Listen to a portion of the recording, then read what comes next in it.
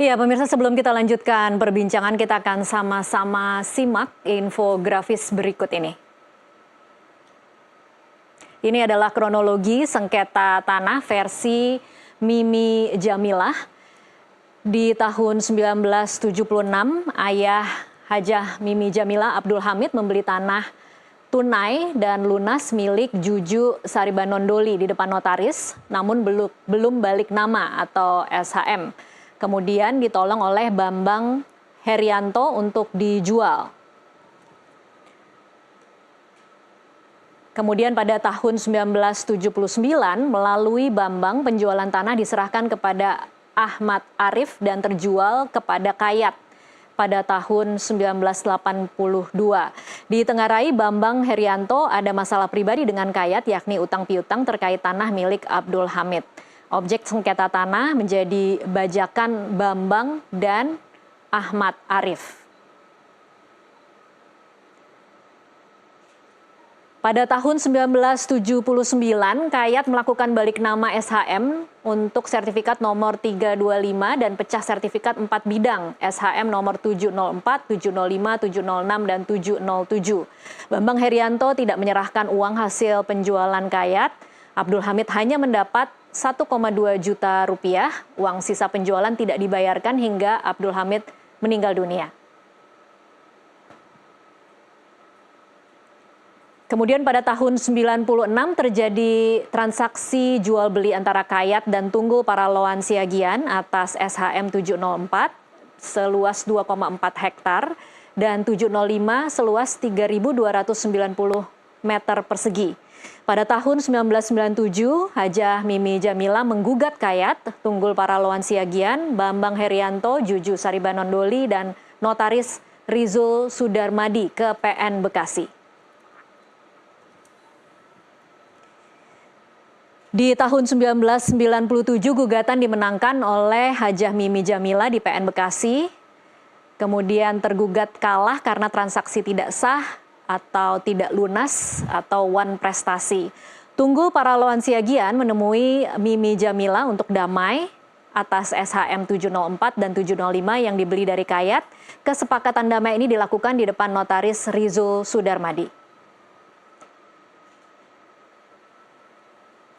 Kesepakatan uang damai sebesar 250 juta dibayar oleh Tunggul bertahap. Pertama 50 juta rupiah, kemudian kedua 100 juta rupiah. Sayangnya uang 100 juta rupiah sisanya tidak pernah dibayarkan. Perjanjian klausa terakhir senilai 100 juta rupiah akan dibayar Tunggul setelah diangkat sita. Kemudian pada tahun 2002, Tunggul Paraloan Siagian mengajukan permohonan ke PN untuk pengangkatan sita dengan dalih perjanjian perdamaian dengan Mimi Jamilah. Pengadilan kemudian mengabulkan permohonan Tunggul.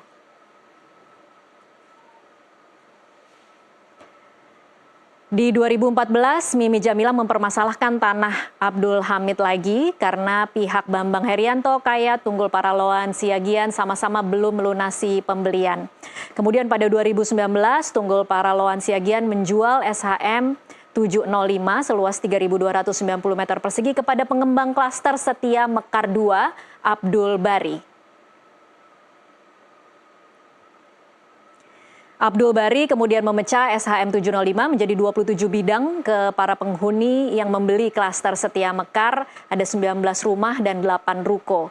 PN Cikarang memproses penetapan eksekusi bangunan di atas lahan 3,6 milik Mimi Jamilah. Dalam putusan gugatan, lahan bisa kembali dalam kondisi kosong.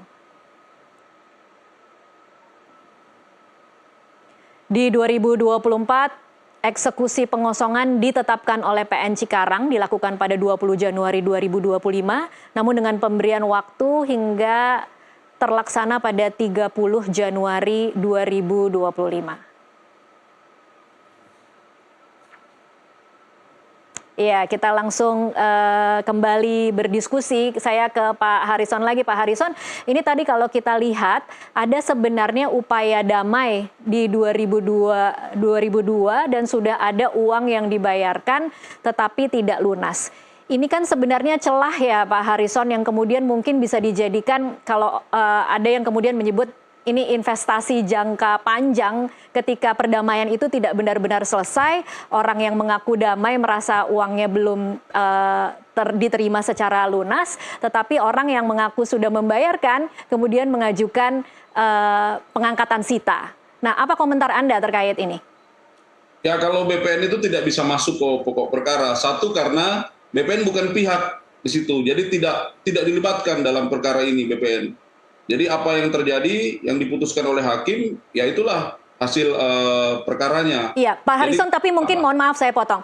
Mungkin ketika setelah 2002 kan seharusnya tidak bisa timbul SHM ketika itu masih dinyatakan bersengketa. Nah, di mana sebenarnya peran BPN untuk memastikan bahwa sertifikat hak milik yang keluar itu memang sertifikat yang seperti kata ATR BPN ya, clean and clear begitu. Ini kan berarti tidak clean dan tidak clear ya Pak Harrison? Ya, ini Tasya, saya sudah sampaikan, ketika BPN, ini kan sertifikat awalnya, kemudian diperjualbelikan. Berarti kalau ada permasalahan keperdataan terkait dengan bidang tanah yang diperjualbelikan, di mana objek tanah itu telah didaftar, telah bersertifikat, maka kan menjadi ideal kalau orang berperkara ini mengikut sertakan BPN sebagai yang menjual, yang menerbitkan sertifikat ini sebagai pihak. Maka dengan demikian semua catatan perkara terkait dengan apa yang terjadi di antara dua belah pihak itu kan menjadi catatan di BPN juga. Ketika BPN tidak menjadi pihak, nah ini repot. Ini catatan-catatan di BPN ini jalan terus ini. Ini yang menjadi problemnya di situ. Nah, oke, itu lewat, sudah jadi putusan, kita tidak jadi pihak, jadi kami tidak bisa mengomentari apa pertimbangan majelis. Silakan kita hormati. Tetapi dalam pelaksanaan eksekusinya, kemudian lagi-lagi BPN harus ikut dilibatkan dalam proses pengukurannya. Teman-teman PN mengatakan sudah berkoordinasi, ya kita silakan nanti kita cek lagi dengan teman-teman Kabupaten Bekasi, apakah hasil koordinasi pada saat itu telah sampai kepada proses pengukuran itu sendiri atau belum, ya nanti dicek. Sehingga eksekusi di tahun 2025 itu apakah memang sudah ada data awal yang dibuat oleh BPN sendiri atau belum. Itu kan prosesnya. Sementara di luar objek yang 704, 705, 706, 707 tadi itu ada sertifikat lain yang kebetulan berbatasan, tidak ada hubungannya, terbit dengan cerita yang berbeda gitu, dan itu ikut terdampak penggusuran lah ya, atau eksekusi inilah. Itu yang menjadi concern BPN sebenarnya ke depan. Oke. Seperti apa? Jadi kita harus duduk membicarakan segala sesuatunya, dan kalau memang BPN masih diperlukan untuk menjadi bagian dalam katakanlah mediasi atau apapun istilahnya, ya tentu dengan senang hati Pak Nusron sudah menyampaikan akan menugaskan teman-teman di BPN Jawa Barat dan Bekasi untuk ikut secara aktif dalam proses apapun itu untuk mencari solusi terbaik. Baik, saya ke Prof. Nur Hasan sekarang. Prof. Nur Hasan, kalau kemudian ini kan sebenarnya kalau kita mendengarkan apa yang terjadi di kasus ini bukan sesuatu yang baru ya Prof. Nur Hasan. Kadang-kadang kita memang sudah menemukan kasus-kasus yang serupa dengan modus yang mungkin hampir sama. Tidak ada yang mau disalahkan kemudian Prof. Nur Hasan. Pengadilan pasti tidak mau disalahkan, BPN juga mungkin merasa sudah melakukan tugasnya. Nah, tapi masyarakat yang kemudian menjadi korban, bagaimana sebenarnya seharusnya ada mekanisme yang melindungi masyarakat yang memiliki sertifikat hak milik? Iya, jadi begini Pak, disinilah mungkin saatnya ketika satu putusan pengadilan itu akan dieksekusi, karena ini tanah gitu ya. Tentu tanah itu kan punya data yang disebut dengan data fisik. Data fisik itu setiap bidang tanah kan itu pasti ada letaknya gitu ya. Hak atas tanah itu di mana letaknya begitu ya. Tentu juga data yuridis, siapa yang memiliki. Nah, saya ingin menegaskan begini, disinilah mungkin ketika satu eksekusi putusan pengadilan akan dilaksanakan, kalau ini tanah, ada baiknya gitu koordinasi dengan kantor pertanahan untuk mempertegas sebenarnya letak lokasi tanah yang tercantum di dalam putusan pengadilan itu di mana. Nah itu, sehingga tercegah gitu untuk terjadinya salah objek eksekusi. Nah, jadi koordinasi dengan kantor pertanahan itu menjadi sangat penting karena data tentang letak lokasi tanah ukuran luas masing-masing hak atas tanah, siapa yang memiliki, itu kan ada di kantor pertanahan. Jadi ini penting menurut saya karena supaya putusan eksekusi putusan itu benar-benar tepat sesuai dengan yang menjadi objek putusan pengadilan itu. Jadi itu sebenarnya yang perlu diperhatikan gitu ya. Baik, itu kan soal orang-orang yang kemudian menjadi korban karena salah gusur ya, Prof. Nur Hasan. Bagaimana dengan mereka? Salah eksekusi, Pak. Saya tidak ingin mengatakan salah gusur. Baik, gitu ya. salah eksekusi.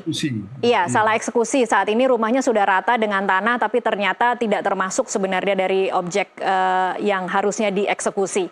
Nah, sekarang kalau bicara untuk pemilik SHM di 27 bidang tanah di klaster Setia Mekar ini, bagaimana kemudian mereka bisa meminta keadilan? Karena ini kan sebenarnya sudah dijual ke tangan kesekian ya, Prof. Nur Hasan.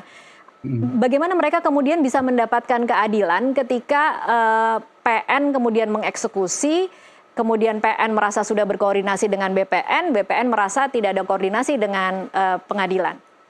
Siapa yang kemudian bisa dimintai pertanggungjawaban?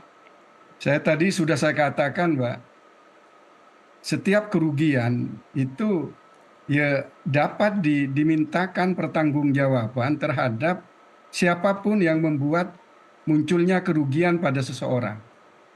Loh, terus siapa ini? Pengadilan, eksekutor? ya saya tidak bisa menuduh siapa-siapa begitu ya. Tapi prinsip hukumnya seperti itu. Tapi pernah ada sejarah tidak sih, Prof. Nur Hasan? Pernah tidak ada sejarahnya kemudian orang bisa menggugat pengadilan atas suatu putusan atau menggugat BPN atas suatu kelalaian karena ada sertifikat hak milik di atas tanah bersengketa?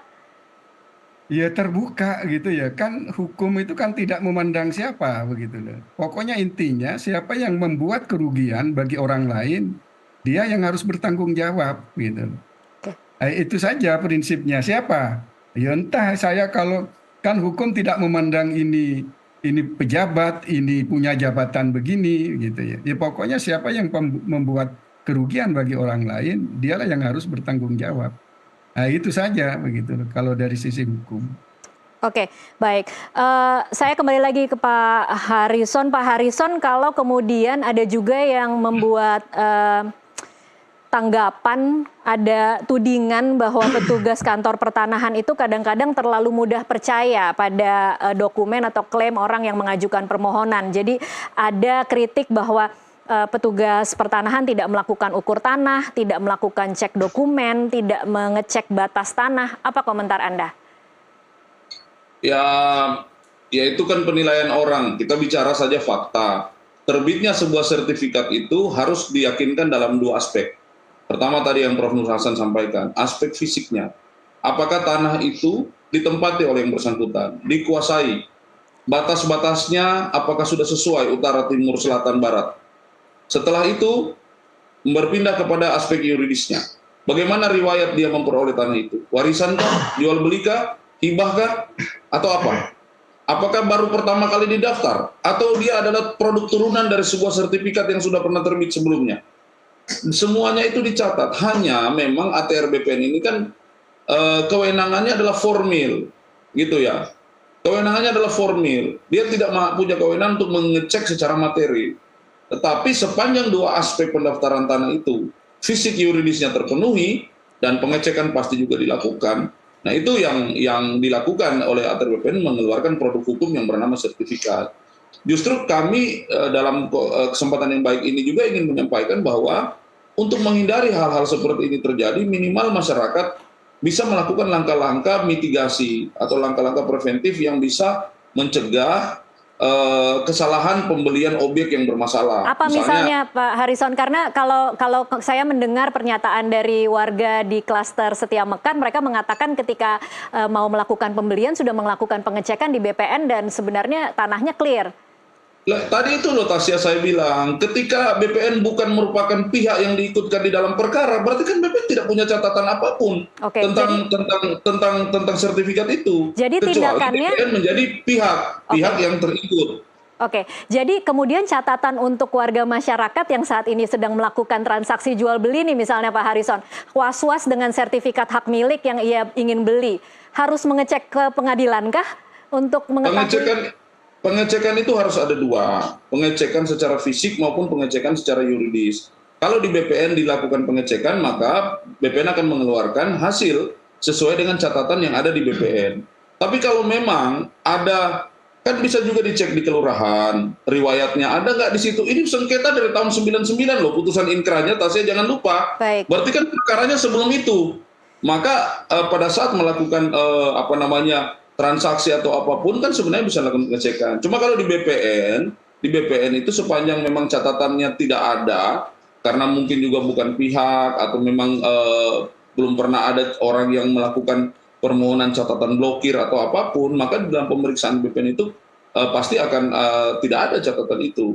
Nah, itu pengecekan menjadi penting di sini. Melakukan pengecekan boleh di BPN boleh, tapi boleh juga kan melakukan antisipasi juga kalau memang dirasakan perlu. Mengingat riwayat-riwayat ini kan sudah cukup lama ya. Jadi ini kan bukan perkara tahun 2025 ya, ini kan perkara sudah cukup lama. oke, baik. Pak Harrison, ada tidak kemudian evaluasi di ATR BPN berkaca dari kasus ini kemudian untuk bisa memberikan perlindungan lebih kepada masyarakat atau memberikan keyakinan bahwa ketika BPN mengeluarkan sertifikat hak milik clear and clean, itu memang sesuatu yang bisa membuat jaminan ketenangan hati bagi para pembeli bahwa memang clear and clean begitu Pak Harrison? Ya, sampai saat ini BPN kalau sertifikat yang diterbitkan oleh BPN itu belum dinyatakan harus dibatalkan dalam sebuah putusan yang telah berkekuatan hukum tetap, maka statusnya masih seperti itu di BPN sendiri. Jadi itu adalah jaminan tertinggi dari sebuah kepemilikan. Oke. Tetapi proses ini kan secara hukum itu dapat dibaca secara apa yang menjadi putusan. Tadi saya bilang sertifikat adalah produk dari sebuah proses tata usaha negara. Maka pembatalannya pun meskipun dengan bisa menggunakan pertimbangan putusan keperdataan, pembatalannya pun harus secara tata usaha negara. Nah, ini kan harus dilewati. Sepanjang itu jaminan BPN itu sesuai dengan catatan yang saat ini masih ada di BPN. Nah, kalau tidak didaftarkan, tidak dijadikan sertifikat, masih surat-surat lama, justru ini yang rentan berbahayanya. Contoh kasus ini, yang menjadi objek perdata itu adalah AJB tahun 76 melawan AJB tahun 82. Iya. Ini kan sementara yang satu didaftar, yang satu tidak didaftar. Ini yang menjadi problem. Kalau semuanya didaftar, artinya apa? Dua-duanya itu pasti ada data di BPN kan. Nah, begitu si satu yang sudah terdaftar ini sudah lebih dulu datang yang mau akan mendaftarkan, wah ini ada masalah. Kan sudah didaftar ini. Siapa yang benar, siapa yang salah, silakan nanti kita lihat proses hukumnya atau mediasi seperti apa. Tapi sepanjang itu dicatat di BPN, datanya pasti ada. Menjadi masalah kalau dua-duanya masih AJB, atau baru satu yang AJB, satu sertifikat, atau masing-masing masih giring. Itu kan sesuatu yang tidak ada catatannya di BPN kalau belum didaftarkan. Kalau sudah didaftarkan, makanya kami juga menghimbau 120 juta bidang tanah di Republik ini, 107 sudah terdaftar. Jadi harusnya semuanya sudah bisa didaftarkan supaya tidak ada lagi sengketa-sengketa atas nama ini belum tercatat, ini belum terdaftar dan lain sebagainya. Dan proses pendaftaran itu bukan cuma keluar sertifikat, dipetakan pun datanya sudah ada di BPN. Jadi pemetaan itu hasil pengukuran kan, jadi diukur, dipetakan, itu sudah ada datanya. Kalau diteruskan pendaftarannya, maka keluar yang namanya sertifikat. Baik peta maupun sertifikat itu adalah data di BPN dan pasti tercatat kalau memang ada permohonan di atas bidang tanah itu. Oke, baik. Kita masih akan lanjutkan di segmen selanjutnya. Pemirsa tetaplah bersama NTV Prime. Kami akan kembali sesaat lagi.